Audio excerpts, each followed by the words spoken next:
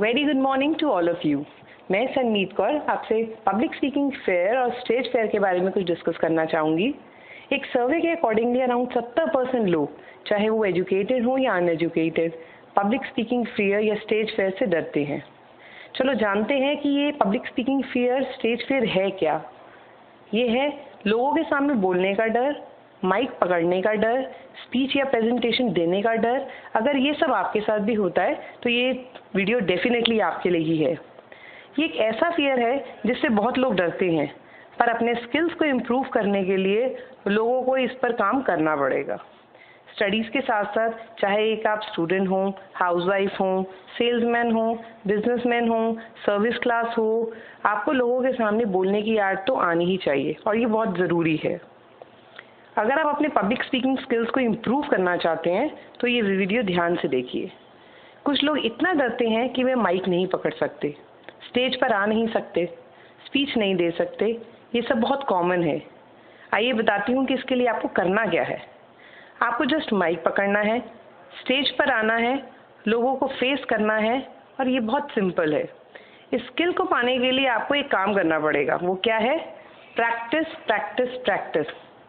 हो सकता है लोग आप पर हंसें, मजाक भी उड़ा सकते हैं, आप कुछ भूल जाएं, कंफ्यूज हो जाएं, घबरा जाएं, बट ये सब बहुत नॉर्मल है और सबके साथ होता है। बुजुर्गों ने कहा है, Rome was not built in a day. मतलब कोई भी बड़ा काम करने रातों रात नहीं होता, उसके लिए चाहिए कड़ी मेहनत और प्रैक्टिस। पता है स्टेज फिर क्यों होता है?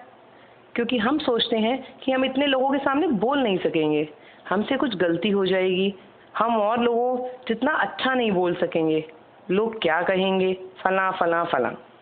बट मेरे कहने पर आप एक काम कीजिए। आपको जब भी मौका मिले, चाहे वो स्कूल की असेंबली हो, फ्रेंड्स में, किसी कंपटीशन में, किसी डिबेट में या किसी बिजनेस मीटिंग में, पार्क में, किसी सोशल फंक्शन में, कोई किटी पार्टी में, आप लोगों के बीच में बोलें, अपनी बात रखें। सच मानिए, अगर आप कोशिश और हिम्मत से काम लेंगे तो डेफिनेटली आप बोल पाएंगे। मैं आपके साथ एक छोटा सा एग्जाम्पल शेयर करना चाहूँगी। ये 5th क्लास की बात है। मैं बहुत ही शाय लड़की हुआ करती थी। लोगों से बात करना, अपनी बात को उनको समझाना, लोगों के सामने कुछ बोलना मुझे बहुत ही डिफ़िकल्ट लगता था। और मेरे इसी नेचर को देखते हुए मेरी एक टीचर ने मेरा नाम मॉर्निंग असेंबली की न्यूज़ में दे दिया। एक दिन पहले टीचर ने पता है मुझे बहुत मोटिवेट किया, पर मेरे लिए एक बहुत मुश्किल काम था। मैंने जैसे तैसे न्यूज़ हेडलाइन तैयार की। आप बिलीव नहीं करेंगे, मैं बहुत नर्वस थी। जैसे ही मेरी बारी आने वाली थी, बिना किसी को विश किए मैंने अपनी न्यूज़ रीड करनी स्टार्ट कर दी कि मैं इतनी नर्वस थी। मैंने इतना भी ध्यान नहीं दिया कि अभी मेरी टर्न आई भी है कि नहीं। बिलीव मी, उस दिन असेंबली में सब लोग बहुत हंसे थे। असेंबली के बाद भी कई स्टूडेंट्स मेरा मजाक उड़ा रहे थे, बट मेरी टीचर और मेरी बेस्ट फ्रेंड ने मुझे समझाया कि कुछ भी करने से पहले आपको ध्यान देना पड़ेगा और जो भी हुआ वो अच्छे से हो गया, बस मैं सिर्फ थोड़ा सा नर्वस थी और मुझे नर्वस नहीं होना। बिलीव मी, उस दिन मैं रात को सो नहीं सकी। सोचा जब सब बच्चे कर सकते हैं तो मैं क्यों नहीं। 3 दिन बाद फिर से मेरी टीचर ने मेरा नाम असेंबली में दे दिया। उस दिन मुझे समझ आ गया कि लोगों के सामने बोलने का डर लोगों के सामने बोलकर ही हटेगा। और मैंने रेगुलर प्रैक्टिस की और एक ही महीने के अंदर मैंने 6 बार असेंबली में पार्टिसिपेट किया। वो दिन है और आज का दिन है, मैंने पीछे नहीं देखा।